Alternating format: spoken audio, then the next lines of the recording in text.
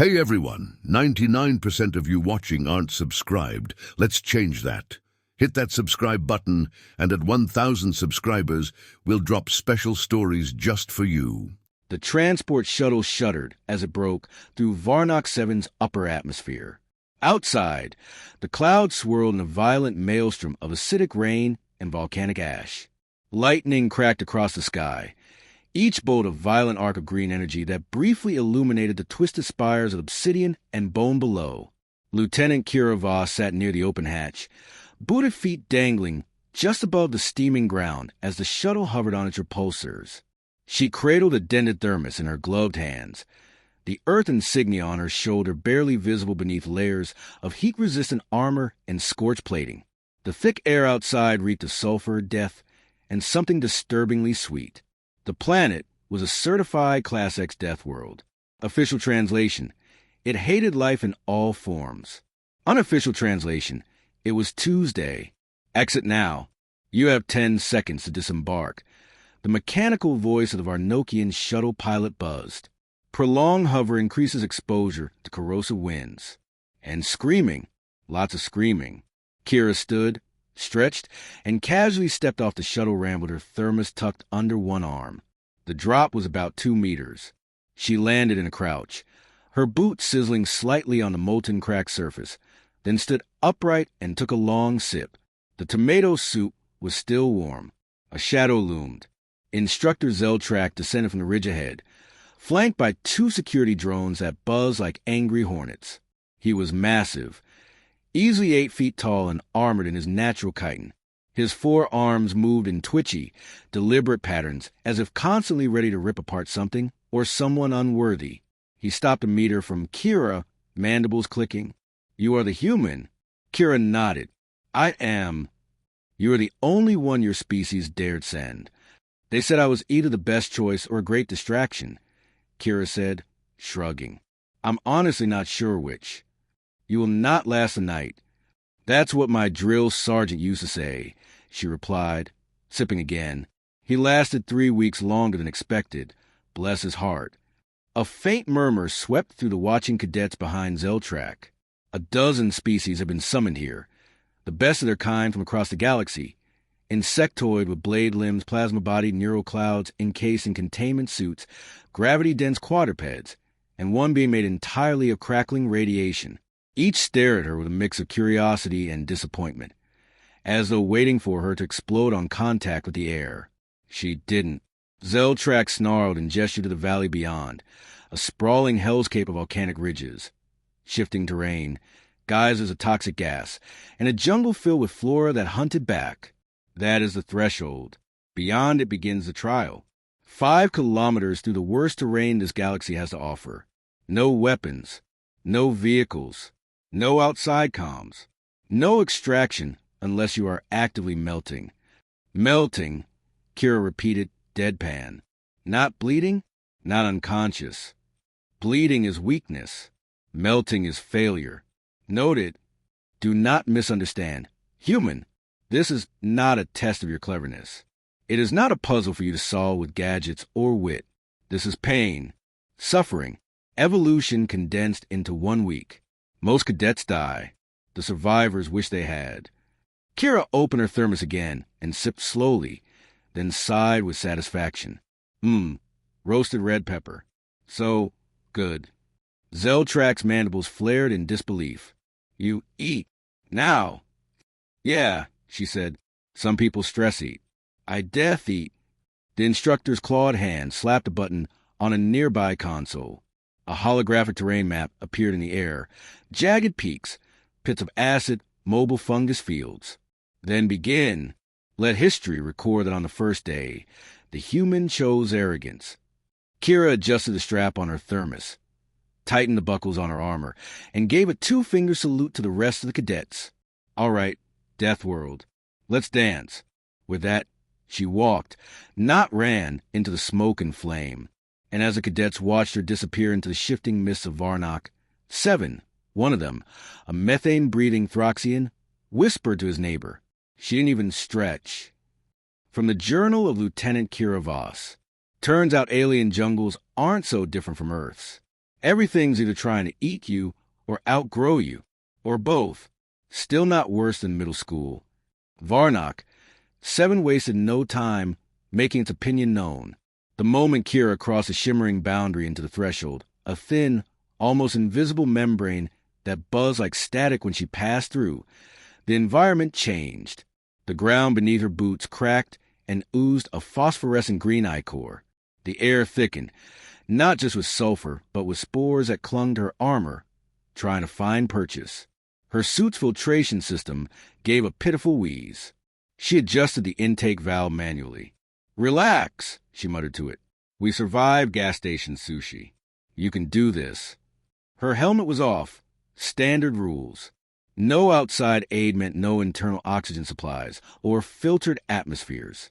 It was meant to equalize the species with different biological requirements. In practice, it just meant everyone was miserable in their own unique way. Kira had learned early in her military career, discomfort was inevitable. Survival meant making it feel like home. She took a moment to breathe, shallow, sharp. The air burned, slightly metallic. She dug into her belt pouch, pulled out a stick of mint gum, and popped it in her mouth. Mint helped with nausea, and the taste was a comforting reminder that somewhere Earth still spun. The terrain shifted quickly. Within an hour, the volcanic rocks gave way to a jungle of fibrous black vines that coiled and uncoiled like living things. Giant stalks swayed as though moved by some breathless wind, even though there was none. Every now and then, a piercing shriek echoed in the distance. Never close, but always enough to set the nerves on edge. She kept moving, quietly, smoothly. Occasionally, she marked her path by scratching lines into the stone with a chunk of thermosteel she carried in her boot. It wasn't long before she found her first body. A crystalline cadet, Lidhari species, shattered. His silicon-like limbs were strewn in a ring around a crater that pulsed with heat. The ground bore evidence of misstep. Perhaps he'd fallen into a thermal pocket, or the terrain simply rejected him. His species was known for their fragility despite their elegance. A glass sculpture in a war zone. Kira knelt beside what remained of him and placed 2 fingers to her brow in a silent salute. Then she heard it, skittering. Instinct dropped her into a low crouch behind a chunk of jagged obsidian. 6-legged, clicking mandibles, not mechanical. The creature burst from the underbrush like a nightmare in motion. It looked like a spider, if a spider had been genetically modified for war and dipped in lava. 8 glowing eyes scanned the area, and one of them paused on a Lidhari corpse. It pounced. Kira watched silently as the thing enveloped the body, injecting it with something that turned the vibrant crystal into a slushy mess. It didn't eat, it absorbed. She slowly unscrewed the top of her thermos and flung the remaining soup like a grenade. The scalding red arc splashed on the creature's back. It hissed. Steam erupted. The creature convulsed. Kira sprinted past while it thrashed, narrowly avoiding a lashing limb, and dove into a patch of sulfur ferns. She waited. Eventually, the skittering stopped. The thing had either fled or died. She exhaled, then whispered to herself, "Soup! 2, Deathworld 0. The first night fell quickly. There was no sun on Varnock. 7, not really. Just a faint glow from the cracked sky and the occasional burst of light from the planet's lightning storms. At night, however, the temperature plummeted, and the wind took on a metallic edge that threatened to strip skin from bone. She found shelter in a shallow rock crevice and used her emergency heat pack to stay warm. She wrapped herself in a thermal blanket and set up proximity alarms, little blinking sensors made from scrap tech and old chewing gum. Not standard issue. Kiramate. She pulled out a protein bar. It was peanut butter flavored. She hated peanut butter. She ate it anyway.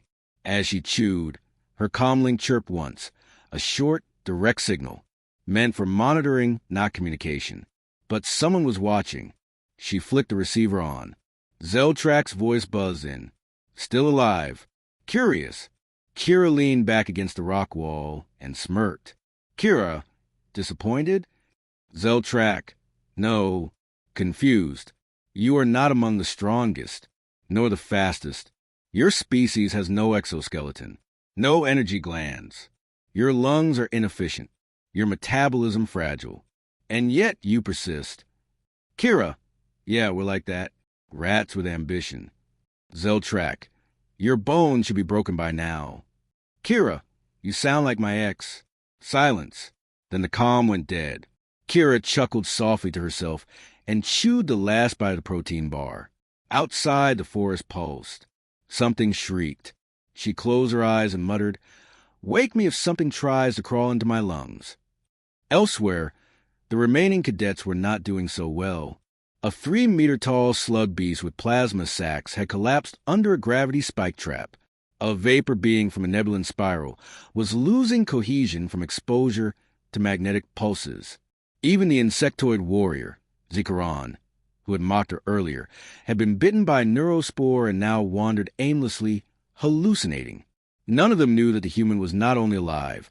She'd already mapped 2 exits, cataloged 7 environmental hazards, and taken a nap. By sunrise, or at least what passed for one on Varnock, 7, Kira was sipping her second thermos of soup, chicken and rice this time. She climbed a ridge slowly, carefully avoiding the razor vine thickets that lined the slope. Once at the top, she pulled out a weathered pair of binoculars, military issue, and scratched to hell. Below, the rest of the cadets were limping, oozing, crawling, and groaning their way through the terrain. She munched on a cracker. "Told you not to skip leg day," she muttered. From the journal of Lieutenant Kira Voss. They kept asking how I survived. I told them, seasoning sarcasm and spite, not necessarily in that order. The morning air on Varnock. 7 was sharp as broken glass, and about as welcoming. Every breath stung like a dare. Kira had long stopped flinching. By day 3, most cadets were in full survival mode. Not strategizing, not cooperating, just reacting. Injuries, infections, hallucinations. The planet was doing what it was designed to do. It wasn't just a death world. It was a crucible. It didn't test your strength. It tested whether you could evolve before it ate you. Kira had evolved by lunchtime. She moved differently now, lower to the ground, conserving energy. Her suit was caked in mud, spores and blood, some hers, some not. She had smeared a mixture of ash and sulfuric sap across her cheeks, partly as camouflage, partly as an unspoken middle finger to the environment. Her shelter was gone, crushed by what she could only describe as a stampede of panther maggots the night before. But she had salvaged heat cells from their trail. Always a silver lining. Now, she sat on a rock near the edge of a sulfur pond, carefully balancing her battered thermos on a stable piece of stone. The liquid inside simmered. "Perfect," she muttered, stirring the soup with a sterilized stick. "Just needs a bit more salt." She crushed a nutrient tablet between 2 fingers and sprinkled the dust into the thermos. Field seasoning. Behind her, the air shimmered. Kira didn't turn around. "You've been watching for 20 minutes, she said. "Either kill me or sit down and shut up." Instructor Zeltrak stepped into view from behind a crag of mineralized bone. His exoskeleton gleamed like obsidian in the harsh light, his claws twitching. One of his upper hands held a small datapad. He scanned her posture, her heart rate, her temperature. He didn't speak immediately. Instead, he glanced at the soup. "You cook." "I survive," Kira replied. "Cooking just makes surviving more delicious. No other cadet has stopped to eat in 2 days. They'll die hungry then." Zeltrak's mandibles flexed. "You are not what I expected. I get that a lot. I have studied your kind. Humans are inefficient, reckless, prone to panic and sentimentality. You operate on emotion, not logic. Your musculature is weak, your sensory range pitiful. You cannot see in the dark. You cannot smell danger. You cannot process toxins at acceptable levels." Kira dipped her spoon and blew gently on it. "Maybe," she said, "but we can make a mean lasagna. And that has to count for something." Zeltrak's eyes narrowed. "You mock me?" "No," Kira said. "I mock death. You just happen to be standing nearby." He didn't respond. Instead, he began to circle her, slow, deliberate steps, like a predator appraising an unusual prey animal that had the audacity to grow spikes when backed into a corner. Kira let him. "You've taken down 2 native predators," he said. A mist wraith and a blade beast. Soup and sabotage, she replied. Mist wraith couldn't handle high sodium. Blade beast tripped over its own tail when I lured it into a thorn nest. You are not the strongest here, nor the fastest. Nope. You are not a natural killer. Kira gave him a sideways glance. Aren't I? That made him pause. You adapt, he said finally, rapidly, like a viral anomaly. I'll take that as a compliment. Don't. She smiled anyway. They weren't alone for long. A high-pitched chittering echoed from beyond the ridge. Zeltrak tensed immediately. Hive callers, he muttered. Too early. They shouldn't be migrating this far south. Kira stood. That's the thing about planets like this. They don't care about your maps. From over the hill came the first wave, scuttling insectoids the size of small wolves, each bristling with barbs and armor plates. Their mandibles clicked in eerie unison. 5 of them emerged, then 10, then 20. Kira reached for her thermos. You're joking, Zeltrak growled.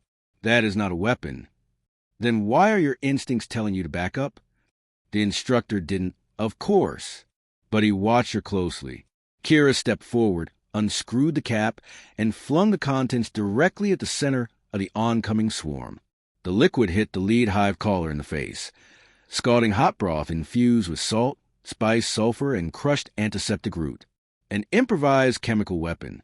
The creature screamed, a high, panicked squeal, and flailed, its hardened carapace steaming. It thrashed violently, slamming into others in the swarm. They turned on it, confused, attacking their own. Zeltrak blinked, a rare expression of surprise. Kira pulled a second thermos from her bag. This one's lentil. The aftermath was a mess. The swarm scattered. Some were dead. Others fled. A few turned on each other in the chaos. Kira stood in the middle of the carnage, slightly burned on one arm, but otherwise fine. Zeltrak approached, stepping over a twitching hive caller. You weaponized lunch. Evolution, she said, tapping her temple. Sometimes it's not about growing claws. Sometimes it's about looking at a burning, venomous monster and thinking, I bet that thing hates garlic. He looked at her for a long moment. Then, unexpectedly, he crouched and accepted the thermos she handed him. He sniffed it. Tastes like poison. You say that like it's a bad thing. He took a sip and didn't die. Later that night, as Kira sat beside a newly built fire made from the bones of fallen swarmers, she opened her journal and wrote, Day 3. Still alive. Took down a swarm. Invented toxic soup. Might have impressed the instructor. Also, officially out of salt. Will need to harvest from sweat and tears going forward. Still better than basic training. From the Journal of Lieutenant Kira Voss. Everyone else brought weapons. I brought snacks. Guess who made it to the end? The sky over Varnock. 7 was the color of congealed blood and regret. Lightning stitched jagged lines across the clouds, lighting up the shattered landscape of the final stretch. The Gauntlet. A 2-kilometer nightmare of terrain warped by constant tectonic shifts, crawling with apex predators, acidic geysers, and gravitational anomalies that made physics a polite suggestion. The finish line was the observation spire, a fortress of dark alloy rising from the crater's edge. Once inside, survival was officially recorded. Graduation was confirmed.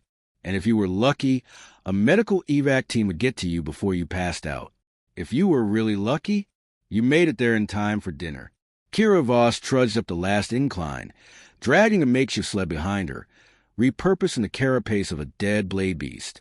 On it lay 2 other cadets, what remained of them, anyway. Zikaron, the Mantis-like warrior who once called her soft meat, now had 1 leg, 1 functioning eye, and a newfound respect for humans. Beside him was Jallo, a gaseous entity in a crack containment suit, barely cohesive but alive. Almost there, Kira grunted, hauling them up the slope. I swear, if this isn't worth Void Strider status and a deluxe meal voucher, I'm going back down and making someone explain it to me. Zikaron clicked weakly. Why? Help us. Because, she said, adjusting the strap over her shoulder, the universe is already trying to kill us. No reason to help it do the job. She reached the top of the ridge and paused. There it was, the observation spire. Steel, obsidian, and alien engineering stacked into a pillar that pulsed faintly with life. A force field shimmered at its base, scanning for survivors. Anyone who crossed that field was officially counted. And there, standing at the gate with arms crossed, was Instructor Zeltrak. "Human," he said, eyes narrowing. "You are last." Kira let the sled drop. It hit the ground with a dull thump and a faint wheeze from Jallo's suit. "Fashionably late," she said, "like any good earthling." Zeltrak looked down at the sled. "You carried them." "I didn't drag them this far just to leave them 10 feet from glory. They are unqualified. They're alive. That qualifies them." He stared at her. "You could have won. Did I lose?" He didn't answer. Instead, he stepped aside. The field flickered. Kira lifted Zeron over her shoulder, half carried, half dragged Jallo with her other arm, and walked through. The sensors pinged once, twice, 3 times. Cadet Kira Voss, status alive. Cadet Zikaron, status alive, supported entry. Cadet Jallo, status alive, supported entry. The gate hissed open. The interior of the spire was cool, sterile, and mercifully quiet. Medical drones swarmed them immediately, scanning, injecting, stabilizing. Kira waved them off long enough to drop her companions into stasis pods. She finally slumped onto a bench in the decontamination bay and let out a long, weary breath. Her thermos clattered to the floor, empty. "Figures," she muttered. "Now I'm hungry." An hour later, she was escorted to the central chamber, where a formal debriefing was underway. Holograms of surviving cadets, only 5 out of 24, hovered above polished black floors. At the far end, a panel of galactic officers loomed in silent judgment. They wore ceremonial robes, their faces obscured by reflective masks, a tradition meant to remind graduates that merit, not identity, determined success. Zeltrak stood beside her, arms folded. "Lieutenant Voss," the central officer began, "you were not expected to survive this trial. Your species lacks physical advantages. You are not telepathic, not venomous, not reinforced. And yet, you not only survived, you aided others neutralize multiple apex threats and create a weaponized food source out of planetary flora and processed cuisine." Kira gave a tired thumbs up. "Soup saves lives." Another officer leaned forward. "Your unconventional methods are concerning. Improvised weapons, field cooking, unorthodox humor." "Yeah," Kira said. "We call that being human." Zeltrak stepped forward. "I once claimed humans could not survive Deathworld training," he said slowly, mandibles twitching with rare humility. "I was wrong." The council was silent for a moment. Then a tone pinged. "Kira Voss, Void Strider status granted. Additional recognition. Instructor-level candidate. Pending review. Epilogue. Cheese, please." Later, in the Spire's mess hall, Kira sat alone at a long table, her tray filled with glorious, steaming food. Real food, mashed starch beasts, grilled scentfish, and in the center, a rare treat imported from Earth, a triangular, golden block of fried delight, macaroni and cheese. She poked it with her fork, then closed her eyes and took a bite.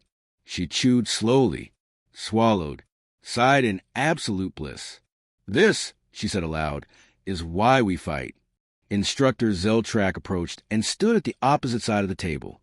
He eyed the cheesy square suspiciously. "What is that?" Kira pushed the plate forward. "Human war ration. Weaponized comfort. Want a bite?" Zeltrak sat, picked up the fork, and took the smallest, most suspicious bite ever recorded in galactic history. He chewed once, paused, then looked up with alien intensity. "This should be illegal." Kira grinned. "That's the idea."